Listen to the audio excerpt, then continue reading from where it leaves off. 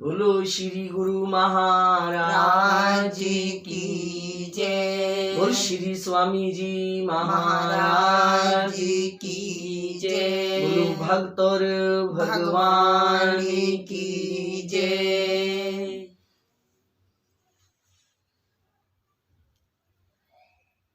कहते हैं कि गुण अवगुण है सब विषय, इन बिन जंत न कोई। गुण अवगुण है सब विषय, इन बिन जंत न कोई। सुंदर सुगंध कोमल कमल पर कंटक भी हो। महापुरुषों की बहुत सुंदर वाणी है। कहते हैं संसार में गुण और अवगुण हर जगह पर मिलेंगे। कहीं गुण ज्यादा होंगे, कहीं अवगुण ज्यादा होंगे, कहीं अवगुण कम है तो गुण ज्यादा हैं, कहीं बस मिली जुली सृष्टि है ये। क्योंकि भगवान ने सृष्टि जो बनाई है, जड़ चेतन गुण दोषमय विश्व कीन करता। सृष्टि बनी है जड़ और चेतन, गुण और दोष, तो ये मिली जुली सृष्टि है। पर अधिकतर लोगों की नजर अपने गुणों पर और दूसरों के अवगुणों पर पड़ती है।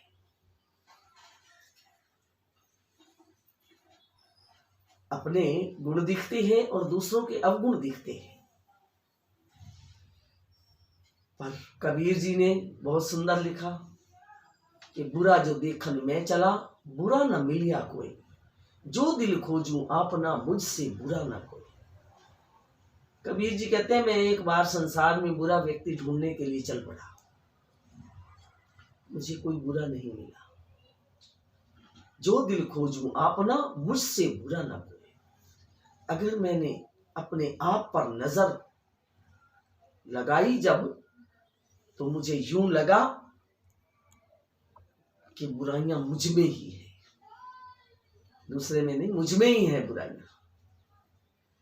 क्योंकि जैसी दृष्टि वैसी सृष्टि। जैसी जैसी जीव की अपनी वृत्ति होती है, वैसा वैसा वो दूसरों को देखता है। एक संत के पास 4 व्यक्ति बैठे थे। तो एक व्यक्ति कहता है महाराज, ये सारा संसार पापी है, दुराचारी है। संत कहते ठीक कहते हो तुम, सारा संसार पापी है और दुराचारी है। दूसरा कहता है नहीं महाराज, कुछ पापी हैं, कुछ पवित्र आत्माएं भी हैं। संत कहते हैं ठीक कहते हो तुम, कुछ पापी हैं, कुछ पवित्र आत्माएं भी हैं। तीसरा कहता है नहीं महाराज, ये सारा संसार ब्रह्म रूप है। संत कहते हैं ठीक कह रही हो तुम, सारा संसार ब्रह्म रूप है। चौथा व्यक्ति कहते हैं महाराज ये क्या बात, तीनों की बात तो अलग अलग, तीनों का मतलब अलग अलग है, और आप एक ही संत तीनों की बात को सुनकर तीनों के साथ आपने हाँ में हाँ मिला दी। जिसने कहा संसार पापी है, दुराचारी है, तो आपने भी कह दिया कि ठीक कहते हो। दूसरे ने कह दिया कि सारा संसार ब्रह्म रूप है, तो उसकी बात को भी आपने सत्य कह दिया। तीसरे ने कहा कि कुछ पापी हैं, कुछ पवित्र आत्माएं हैं, तो उसके साथ भी आपने हाँ में हाँ मिला दी। तो तीनों की बात सत्य कैसे हो सकती है? संत कहते हैं जिसने ये कहा है कुछ पापी हैं, कुछ पवित्र आत्माएं हैं, वो कभी कभी पाप करता है, कभी कभी पुण्य भी कर लेता है, इसलिए उसकी वृत्ति अपनी मिली जुली है। जिसने कहा सारा संसार पापी और दुराचारी है, उसकी अपनी वृत्ति मलिन है, पापमयी वृत्ति है, इसलिए उसे संसार भी वैसा ही दिखता है। तीसरे ने कहा सारा संसार ब्रह्म रूप है, तो उसकी अपनी वृत्ति शुद्ध है, पवित्र है, इसीलिए सारा संसार उसे ब्रह्म रूप दिखता है। तो संत कह रहे हैं जैसी दृष्टि वैसी सृष्टि, जैसी जैसी अपनी वृत्ति होती है वैसा वैसा उसे संसार दिखता है। तो आओ अपने जीवन को ऊंचा उठाना चाहते हैं तो हमें क्या करना है। श्री स्वामी जी महाराज जी ने अपने कैलेंडर में बहुत सुंदर शब्द लिखे हैं कि 2 बातें हैं याद रखने योग्य और 2 बातें हैं भूल जाने योग्य। 2 बातें याद रखने योग्य कौन सी हैं? वो है अपनी बुराई और दूसरे की अच्छाई। ये है याद रखने योग्य बातें, क्योंकि अपनी बुराई अगर याद रहेगी और दूसरे की अच्छाई याद रहेगी तो दिल चाहेगा कि मैं भी शुद्ध और पवित्र हो जाऊं, मैं भी जीवन में अच्छे गुण अपना लूं। दूसरा 2 बातें हैं याद रखने योग्य,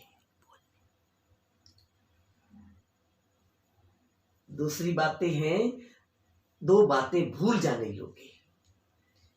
तो वो कौन सी है? अपनी अच्छाई और दूसरे की बुराई। क्योंकि अपनी अच्छाइयां याद रखने में जीव अहंकारी हो जाता है, दूसरे की बुराइयां याद रखने में अपना मन गंदा कर लेता है। इसलिए अपने मन को शुद्ध और पवित्र करने के लिए और अहंकार से बचने के लिए 2 याद रखने योग्य बातें हैं, उनको याद रख लीजिए। वो कौन सी?